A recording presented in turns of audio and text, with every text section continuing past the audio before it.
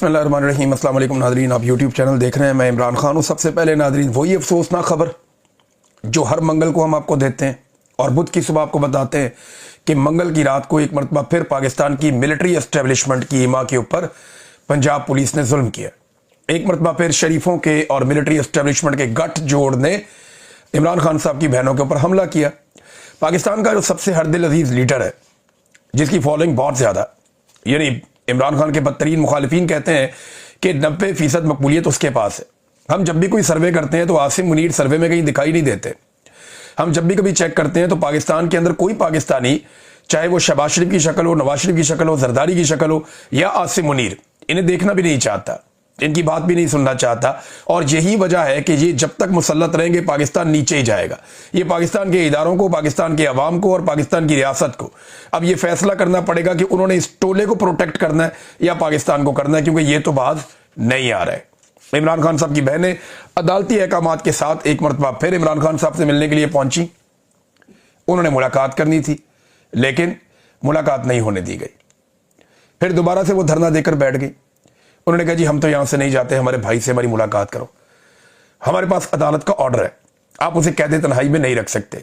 खाली इमरान खान साहब को नहीं, 2.5 महीने हो गए लगभग इमरान खान की एहलिया को भी मिलने नहीं दे रहे। उनकी मुलाकातें भी उनकी फैमिली से रोकी हुई हैं।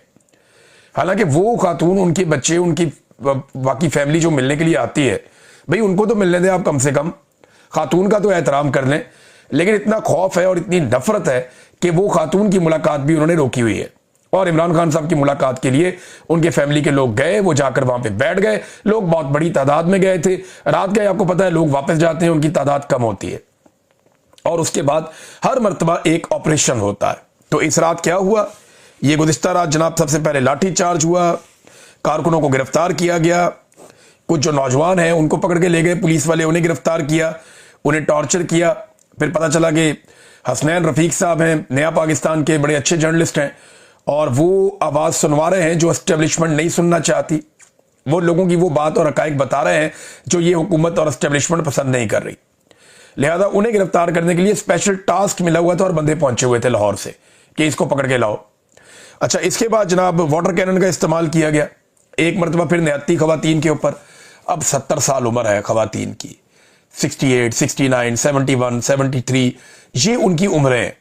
अब इतनी बुजुर्ग खवातीन के ऊपर वाटर कैनन का इस्तेमाल कर रहे हैं, उनके ऊपर ठंडा पानी फेंक रहे हैं, वो भी केमिकल मिला हुआ। बहुत सारे लोगों ने इस बात की शिकायत की कि ये पानी आम पानी, सादा पानी नहीं है, इसमें ये कोई केमिकल डालते हैं और उसकी तादाद, उसकी मिकदार बढ़ाते जा रहे हैं। और जब ये पानी आता है तो घबराहट होती है, तबीयत खराब होती है, इससे तकलीफ होती है।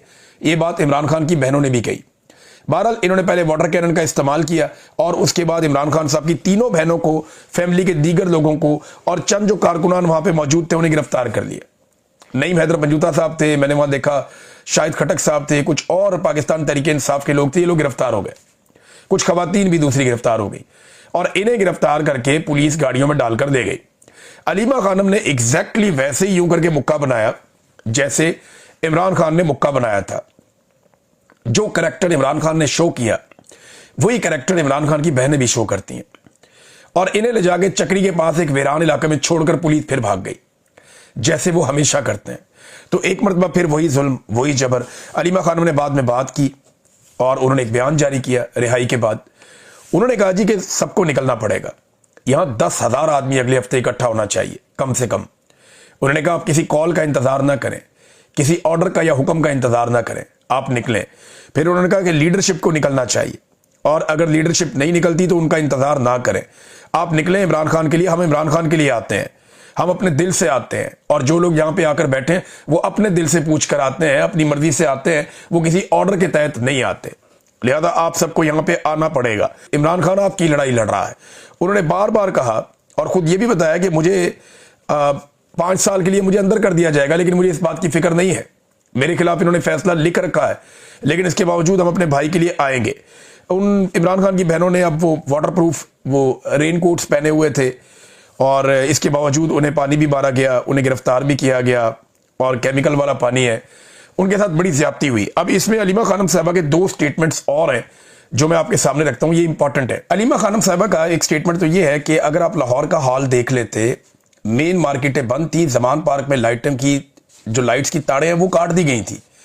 آپ یہ نہ دیکھیں کہ ہم کتنی ہیں تعداد میں یا ہماری تعداد کتنی ہے، آپ یہ دیکھیں کہ یہ لوگ کتنے ڈرے ہوئے ہیں۔ یہ علیمہ خانم کا سٹیٹمنٹ ہے، انہوں نے کہا یہ چاہتے ہیں عمران خان چپ رہیں، سیاست چھوڑ دیں، یعنی 90% پاکستانیوں کی نمائندگی نہ کریں تو عمران خان کے کیسز ختم ہو جائیں گے۔ عمران خان صاحب یہ بات نہ مانے، انہوں نے کیسز کا مقابلہ کیا۔ اب یہ ناجائز حکمران چاہتے ہیں عمران خان کی آواز بند کر دیں۔ عمران خان کو اس لیے قید تنہائی میں رکھا ہے، اس غیر آئینی غیر قانونی حرکت کو ہم کیسے قبول کر لیں؟ اچھا، ایک اور چیز جو ہے وہ علیمہ خانم نے کہی کہ ہم چند خواتین ہیں اور بزرگ خواتین ہیں اور ہمارے اوپر طاقت کا اتنا بروٹل استعمال جو ہے وہ پولیس کرتی ہے، اور اگر آپ کو دشمن ملک سے تو نہیں آئے ہوئے، دوسرا اگر یہ خواتین کی تعداد زیادہ ہو تو پھر یہ کیا کریں گے؟ یعنی یہ ان کا ایک سوال ہے، اور انہوں نے یہ کہا کہ 10,000 لوگوں کو پہنچنا چاہیے اڈیالہ کے باہر اور آ کر بیٹھے وہاں پہ اپنے لیڈر کے لیے، عمران خان کو باہر نکالیں، وہ آپ کے لیے جیل کاٹ رہا ہے۔ بہرحال یہ بڑا ظلم ہے، زیادتی ہے، یہ جب بھی ہم دیکھتے ہیں ہر دفعہ اسی طرح کے مناظر نظر آتے ہیں۔ اب یہ دیکھیں نا، یہ میں آپ کو ایک تصویر دکھاتا ہوں، عمران خان صاحب کے دور کی ہے یہ عمران خان صاحب نے اپنے دور میں حکم جاری کیا تھا جب نواز شریف بیمار تھا، تو عمران خان نے کہا تھا کہ وزیر اعلیٰ کو وزیر اعظم نے حکم دیا کہ مریم نواز کو والد سے ملنے کی اجازت دیں اور انہیں والد سے ملوائیں۔ جب نواز شریف صاحب کے گھر میں فوتگی ہوئی تھی تو عمران خان صاحب نے نہ صرف انہیں فوری طور پہ پیرول پہ بھجوایا تھا پروٹوکول کے ساتھ، بلکہ جو ان کی گھر میں رکنے کی مدت تھی اس میں اضافہ بھی کر دیا تھا کہ یہ جب تک رکنا چاہتے ہیں ان کو رکنے دیں، انہیں واپس جیل میں نہ لے کر جائیں۔ یہ عمران خان صاحب کا ظرف تھا، اور ایک ان کے دشمن ہے جو بہت ہی کم ظرف ہے اور انہیں بالکل کوئی انسانیت کا یا اخلاقیات کا کوئی پاس ہی نہیں ہے، اخلاقیات سے گری ہوئی حرکتیں کرتے ہیں۔ اب میرا سوال یہ ہے کہ جو لوگ مینا خان افریدی کے ایک سٹیٹمنٹ پہ بہت زیادہ تتے توے پہ بیٹھے ہوئے تھے، یعنی مجھے بھی تکلیف ہوئی اس بات کی کہ جو سٹیٹمنٹ انہوں نے دیا، میں نے خود کہا کہ وہ ٹریپ ہو گئے، یا میں نے کہا کہ اس کو جواز نہیں فراہم کیا جا سکتا جو انہوں نے بات کی، یہ بات ہونی نہیں چاہیے، اس لیول پہ بات جانی نہیں چاہیے۔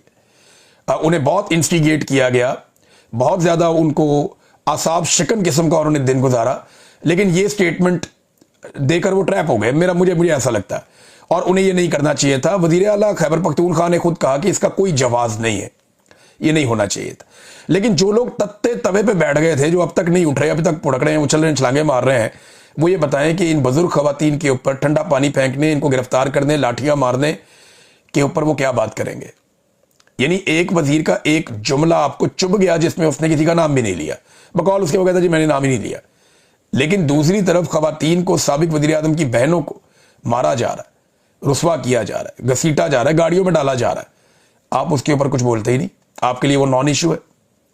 کیا ہم کسی بادشاہت میں رہتے ہیں کہ یہ بادشاہ سلامت کی فیملی ہے، ان کے بارے میں کچھ ہوگا تو بہت شور مچے گا، اور یہ جو دوسری فیملی ہے یہ کیڑے مکوڑے ہیں، ان کے بارے میں کچھ بھی ہو کوئی بات ہی نہیں کرے گا؟ پورے کے پورے ٹاک شو کر دیے کہ مینا افریدی نے یہ جملہ کیوں بولا۔ بھئی ٹھیک ہے، جو غلط بات ہے وہ غلط بات ہے، لیکن یہاں پہ بھی تو نظر کرم کریں، اور ادھر بھی تو زیادتیاں ہو رہی ہیں۔ عدت والے کیس کے اوپر تم لوگوں نے کتنے پروگرام کیے مذمت میں کہ یہ گھٹیا کیس کیوں کیا گیا، اس کے اوپر تو بٹھا کے پاکستان ٹیلی ویژن سمیت پاکستان کا سارا ٹی وی جو ہے وہ کبھی مانکا کی پوری پریس کانفرنس دکھاتا تھا، کبھی جناب وہ اون چودھری کی دکھاتا تھا، اس کے اوپر ایکسپرٹس بٹھائے گئے، ان کی اوپینینز لی جا رہی ہیں۔ وہاں تو گند اچھالنے کے اندر پاکستان کا سارا میڈیا اور یہ سارے دانشور یہ اس کے اندر سارے کے سارے شامل تھے، وہاں یہ گند مار رہے تھے، اور یہاں پہ کہتے ہیں جناب ان کو اخلاقیات یاد آ جاتی ہیں۔ تو یہ گزشتہ رات کو جو ہوا اس کے اوپر ان کی اخلاقیات کدھر ہے؟ کہاں گئی ان کی اخلاقیات؟ ناظرین، لندن میں بھی ساتھ یہ احتجاج ہوا اور بڑے پیمانے پہ لوگ آئے۔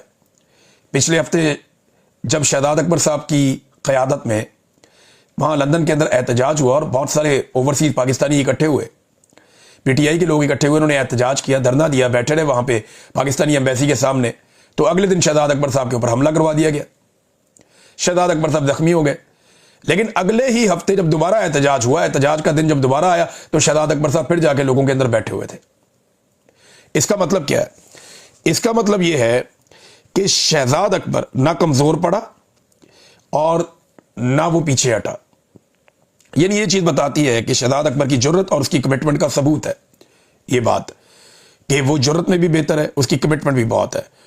ناظرین، ایک طرف یہ ہو رہا ہے، وزیر اعلیٰ خیبر پختونخوا پنجاب میں جاتا ہے، جو سلوک رکھا جاتا ہے وہ آپ کے سامنے، وزیر اعلیٰ نے وزیر اعلیٰ پنجاب کو لیٹر لکھا، اسپیکر نے وہاں کے اسپیکر کو لیٹر لکھا کہ یہ کیا بدتمیزی ہے جو عوامی منتخب نمائندے کے ساتھ کی گئی، عوامی حکومت کے ساتھ کی گئی، اور دوسری طرف ایک صوبے کی وزیر اعلیٰ ایئر فورس کے طیارے کے اندر بیٹھ کے خصوصی پرواز میں اپنے والد کو لے کر اپنے بیٹے کی شادی کے مبینہ طور پہ کارڈ بانٹتی پھر رہی ہے دبئی میں۔ صحافیوں کا یہ کہنا ہے کہ وہ علی ڈار کے گھر میں رہتی ہے، وہاں پہ جا کے اسحاق ڈار کے بیٹے، وہاں پہ ان کا قیام ہے، اور وہ کارڈ بانٹ رہے ہیں، لوگوں کو مل کر نیوتا دے رہے ہیں اپنے بیٹے جنید صفدر کی دوسری شادی کا۔ پہلی شادی جنید صفدر صاحب کی ہوئی تھی قطر میں، اور وہ شادی ناکام ہو گئی۔ اب اس کے بعد ان کی دوسری شادی کی جا رہی ہے، اور وہ بڑے چاؤ سے جا کے جو ہے کارڈ بانٹ رہی ہیں دبئی کے اندر، اپنے والد کو بھی لے کر گئی، اور پاکستان ایئر فورس کا طیارہ اس کام کے لیے استعمال ہو رہا ہے۔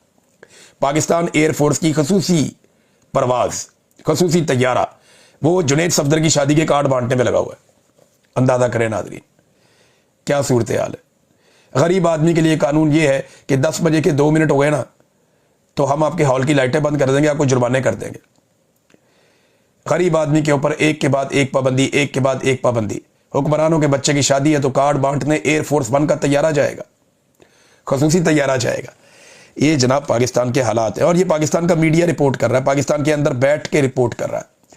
اب آ جائیں ناظرین قطر کی اور سعودی عرب کی جو ایک پرابلم چل رہی ہے، یہ ایکچولی ہے کیا؟ یہ میرا ایک پرانا ٹاپک بھی ہے، اور اس کے اوپر ہم کافی کام کرتے رہے ہیں ماضی میں، تو یہ ہم بہتر انداز میں سمجھ سکتے ہیں۔ تھوڑا سا ٹائم آپ کو دینا پڑے گا، یہ پورا کنفلکٹ میں آپ کے سامنے نکال کر رکھ دیتا ہوں کہ ایکچولی وہاں ہو کیا رہا ہے۔ سب سے پہلے آپ ایک نقشہ دیکھیں، یہ جو نقشہ نمبر 1 ہے نا، اس میں آپ کو نظر آئے گا نیچے ریڈ کلر کا ایک کنٹری ہے چھوٹا سا، اس کو کہتے ہیں جبوتی، اور اوپر آپ کو یمن نظر آئے گا جو براؤن کلر کا ہے۔ یہ جبوتی اور یمن کے بیچ میں ایک تیر کا نشان آپ کو نظر آ رہا ہے، یہ یہاں سے پانی گزر کے اندر جا رہا ہے۔ یہ جو پانی اندر داخل ہوتا ہے اس ایریا کو کہتے ہیں ریڈ سی۔ یہ سامنے والی سائڈ پہ نیچے پاکستان ہے، یہ کھلا سمندر ہے، اور یہ سمندر داخل ہو جاتا ہے افریقہ اور گلف کے بیچ میں۔ ایک طرف گلف ممالک ہے، ایک طرف افریقہ ہے، ان کے بیچ میں یہ سمندر داخل ہو رہا ہے۔ یہاں پہ اس سمندر کو کہتے ہیں بحیرہ احمر، یا اسے کہتے ہیں ریڈ سی۔ ریڈ سی آپ یاد رکھیں، آسان ہے، یہ ریڈ سی کا علاقہ ہے۔ ایک طرف جبوتی ہے، ایک طرف یمن ہے۔ اب سعودی عرب اور یو اے ای کے اندر پرابلم کیا ہے؟ یو اے ای جو ہے نا، وہ اس کے اوپر اپنا کنٹرول چاہتا ہے اس ایریا پہ۔ ایسا لگتا ہے کہ اس کا کوئی ایکسپینشن کا خواب ہے۔ یو اے ای کی مداخلت اگر آپ دیکھیں تو اس وقت سوڈان میں بھی ہے، اسی سمندر میں اگر آپ اوپر جائیں ریڈ سی میں تو لیفٹ سائڈ پہ سوڈان ہے، وہاں پہ بھی ان کی کافی اس وقت دلچسپی ہے۔ یہ جو صومالیہ ہے نیچے ایک کنٹری ہے، اسی نقشے میں آپ کو نظر آ رہا ہے، اس کے اندر ایک نیا ملک بنا ہے، اس میں بھی ان کی دلچسپی ہے۔ پھر اوپر جو لیبیا ہے اس کے اندر جو ہفتار گروپ ہے اس کے اندر بھی ان کی سپورٹ اور ان کی دلچسپی ہے یو اے ای کی، اور یمن کے اندر بھی یو اے ای کی دلچسپی ہے۔ سعودی عرب یہ چاہتا ہے کہ سارا کا سارا یمن اکٹھا رہے ایک کنٹری کی طرح، اور وہ ایک مرکزیت ہو اس کے اندر، وہ ملک کنٹرول کیا جائے، یمن کی باقاعدہ ایک حکومت ہونی چاہیے۔ ان کا فارمولا یہ ہے کہ باغیوں کو شکست دے کر یمن پورے کا پورا کنٹرول میں رہے ایک حکومت کے، یہ سعودی عرب کا فارمولا ہے۔ جبکہ یو اے ای جو ہے وہ زور لگا رہا تھا جنوبی یمن میں، چاہے وہ ایک علیحدہ ریاست ہی کیوں نہ بن جائے، ان کی زیادہ دلچسپی جنوبی یمن میں تھی۔ اور جنوبی یمن وہ علاقہ ہے، جنوب کا علاقہ جہاں پہ عدن ہے، یہ جو عدن اور جبوتی ہے یہ آمنے سامنے ہے، اور ان کے بیچ میں سے یہ سمندر اوپر کی طرف جا رہا ہے۔ تو اگر یہ یہاں پہ امارات کا کوئی ایک گروپ یا باغیوں کا ایک گروپ، ایس ٹی سی اسے کہتے ہیں اس گروپ کو، اگر وہ یہاں پہ اپنی ایک الگ ریاست یا اپنی ایک الگ کنٹرول والا ایریا بنا لیتا تو سامنے والی سائڈ پہ اور ادھر والی سائڈ پہ کنٹرول ہونے کی وجہ سے یو اے ای اس رستے پہ مستقل طور پہ اپنا کنٹرول حاصل کرتا یا اپنی طاقت بڑھا لیتا، اور اس رستے کو کہتے ہیں باب المندب۔ یہ باب المندب پہ جس کا کنٹرول ہوگا نا، وہ تیل کی سب سے بڑی گزرگاہ پہ اس کا کنٹرول ہوگا، کیونکہ یہ وہ رستہ ہے۔ اب آپ ایک اور میپ دیکھیں، یہ تھوڑا سا آپ آگے جائیں گے تو آپ کو اور میپس نظر آئیں گے۔ یہ ذرا بڑا میپ ہے، اس میں یمن کو وائٹ کر کے دکھایا گیا، باقی سارے براؤن ہے۔ یہ جو بالکل آپ کو ایک لال لکیر نیچے نظر آ رہی ہے نا، باب المندب لکھا ہوا ہے وہاں پہ، یہ لال لکیر داخل کر رہی ہے ریڈ سی کے اندر، یہاں سے گلف آف عدن میں سے، یعنی یہ جو جتنے بھی ممالک ہیں جن کے پاس تیل ہے، یہ سارا تیل چاہے وہ عراق کا ہو، ایران کا ہو، وہ تیل جو ہے وہ آپ کا قطر کا ہو یا آپ کا یو اے ای کا ہو یا آپ کا عمان کا ہو یا سعودی عربیہ کا ہو یا یمن کا ہو، یہ سارا کا سارا یہ گلف آف عدن سے ہوتا ہوا باب المندب سے ہو کر ریڈ سی میں داخل ہوتا ہے۔ لیکن ریڈ سی تو اوپر جا کے بند ہو جاتا ہے، یہ ہے اصل کہانی۔ ریڈ سی اوپر جا کے بند نہیں ہوتا، یہ آپ کو میں کچھ اور تصویریں دکھاتا ہوں۔ یہ بابل مندب سے آپ اوپر گئے, آپ ریڈ سی میں داخل ہو گئے, یہ سارے بحری جہاز جو ہے وہ اپنی مصنوعات اور پیٹرولیم مصنوعات اور باقی چیزیں لے کر یہ اوپر کی طرف جاتے ہیں, جہاں پہ دونوں طرف مصر آ جاتا ہے. جب مصر بیچ میں آ جاتا ہے دونوں طرف, تو ایک نہر نکالی گئی تھی جسے سویز کینال کہتے ہیں. یہ آپ دیکھیں ریڈ کلر کی آپ کو سویز کینال نظر آ رہی ہے. یہ ریڈ سی سے میڈیٹرینین سی کا ایک رستہ ہے, یہاں سے یہ دوسرے سمندر میں داخل ہو جاتا ہے, اور یہ وہ سمندر ہے جو یورپ کو جا کے لگتا ہے.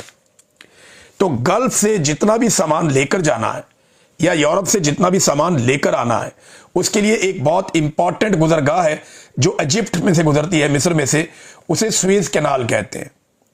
یہ گزرگاہ استعمال کرتے ہیں بڑے بڑے بحری جہاز, اور یہ دو دنیا کے بڑے سمندروں کو ملاتی ہے.